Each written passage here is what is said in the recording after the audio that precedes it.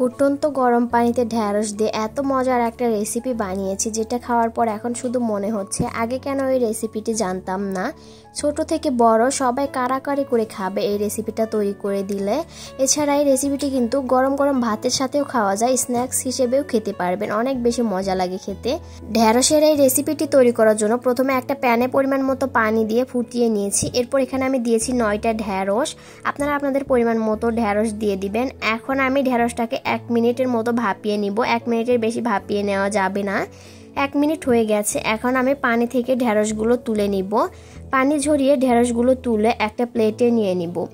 এরপর ঢ্যাঁড়সগুলোকে আমি পুরোপুরি ঠান্ডা করে নিব। ঢ্যাঁড়সগুলো পুরোপুরি ঠান্ডা হয়ে যাওয়ার পর এখন আমি ঢ্যাঁড়সগুলোকে কেটে নিব। প্রথমে ঢ্যাঁড়সের এই বোটার অংশটা কেটে ফেলে দিব। এরপর ঢ্যাঁড়সগুলোকে এরকম ছোট ছোট পিস করে কেটে নিব। আপনারা আপনাদের সুবিধা মতো কেটে নেবেন। ছোট ছোট করে কেটে নিলেই ভালো হয়। ঢ্যাঁড়সগুলো আমি কেটে নিয়েছি। এখন কেটে নেওয়া ঢ্যাঁড়সগুলোকে আবার একটা প্লেটে উঠিয়ে নিব।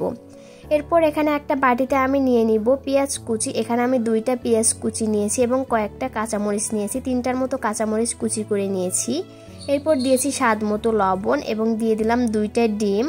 9টা ঢ্যাঁড়সের জন্য 2টা ডিমই এখানে পারফেক্ট আছে। আপনারা আরও বেশি করে নিতে চাইলে ডিমও বেশি করে দিতে হবে।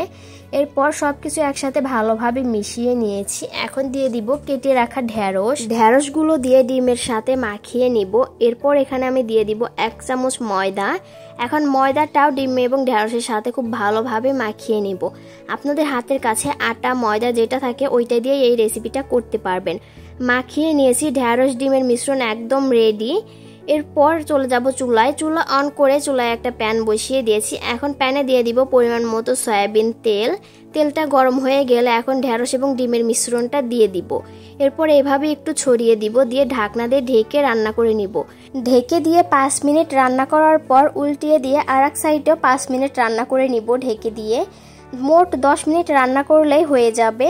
আমার রান্নাটা পুরোপুরি কমপ্লিট। এখন আমি একটা প্লেটে নামিয়ে নিব। এরপর আমি আপনাদের কেটে দেখাচ্ছি। দেখুন ভিতরটাও কত সুন্দর কুক হয়ে গেছে, একটুও কাঁচা নেই। কেটে দেখানোর পর আপনারা বুঝতে পারবেন।